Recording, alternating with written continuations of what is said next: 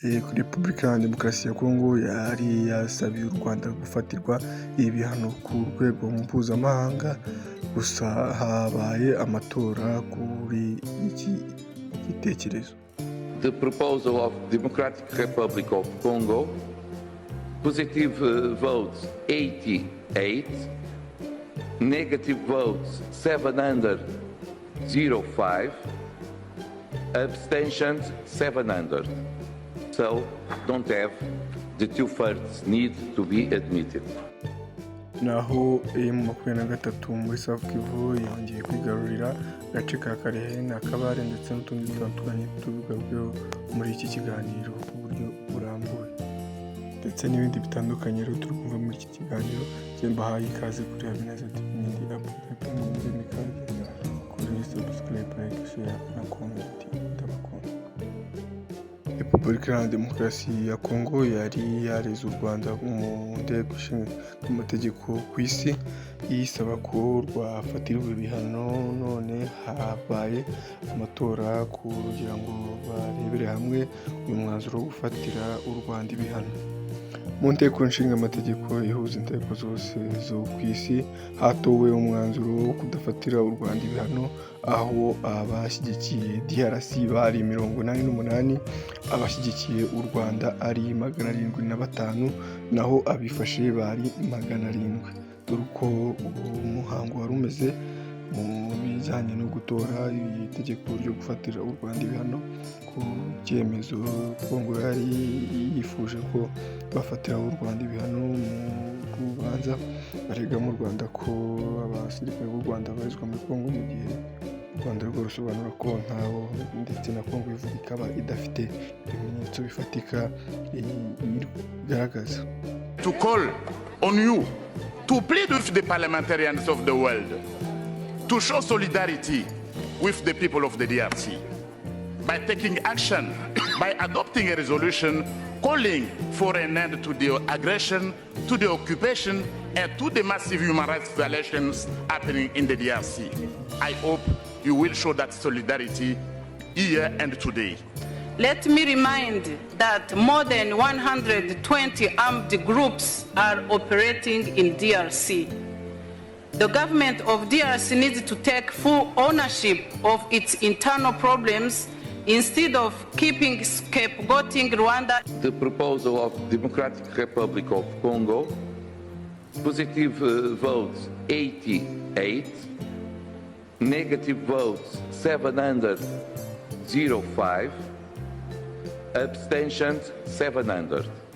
So don't have the two-thirds need to be admitted. M23 nayo yatangaje ko muri South Kivu yongeye gufatamo ibice birimo Karehe na Kabare, harimo na Bushaka na Remera. Ibi M23 ikomeje kwigarurira ibice mu gihe yari imaze iminsi ifunguye banki ya Goma ndetse n'iya Bukavu. Abaturage bakaba basubiye gukora bari basanzwe bakora ku mafaranga, ndetse n'ibigo by'imari bari basanzwe bakorana nabyo.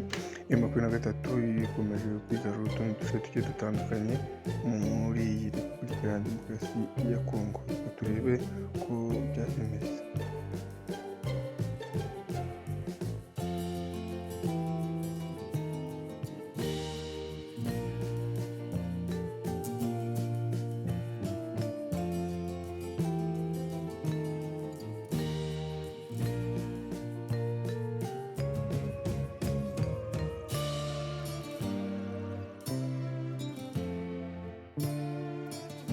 Mu 23 kandi yatangaje ko igitero cyaburijwemo cya tariki 11 z'ukwezi kwa kane 2025 cyatumye M23 yiga byinshi, ikomeza no gufata ingamba zo kurinda abaturage babo. Inavuga ko nta kintu kizongera guhungabanya umutekano w'abaturage kuko biteguye kubungabunga isaha ku isaha, kubera icyo gitero cyabaye tariki 11 z'ukwezi kwa kane cyabigishije byinshi bitandukanye ku buryo bakirinda n'uburyo barinda abaturage babo nka bino bihe barimo. Iyi ndi nkuru twagenda tutakubwiye ni uko M23 yatangaje ko bwa mbere yaganiriye na guverineri w'intara ya Kivu y'Amajyaruguru ndetse n'inteko nshinga amategeko bashinzwe serivisi z'ubutaka ndetse bakaba baganiriye na M23 ariko ibyo baganiriye bikaba bitabashije gutangazwa nk'uko M23 yabisohoye mu itangazo ryabo. Quelques jours seulement après les passages d'une équipe de sensibilisation et de recrutement de l'AFC M23 dans le quartier Kasika, une onde de choc positive semble se propager. Ce mardi 15 avril 2025, deux jeunes identifiés comme militaires de FARDC ont franchi les pas, se présentant volontairement aux forces de l'AFC M23. Tous deux âgés d'une vingtaine d'années, ces jeunes disent venir au sein du mouvement AFC M23 pour intégrer l'armée révolutionnaire congolaise ARC. Selon leurs propres témoignages, leur décision a été directement influencée par la récente sensibilisation menée dans leur quartier de Kasika. Ils affirment avoir été présents lors de cette initiative et avoir été touchés par l'appel lancé par l'équipe chargée de la mobilisation et du recrutement. Deuxième formation dans le quartier, c'est que nous avons quartier, il faut que quartier, le chef du quartier déjà ngai ba formé nga na Moura ba formé biso na Moura tozalaka 231e bataillon ERR 23e brigade tozalaka na Lubumbashi tango ba formé biso ba déployer biso Lubumbashi tolongo Lubumbashi tokomi kolongola na biso Lubumbashi tokomi Goma tango toye Goma en tant que ngai na bisika na uta Kasai na ebi Goma te yepe ayebi te yango tutamboli ndenge to esengeli tango toyoki meeting jour balobaki tozalaka sur place nde eloko motive ngai na ya kosala musala na posana sala musala tozalaka ne na quartier Kasika bisika toyokeli le meeting nde bisika toyokeli meeting wana.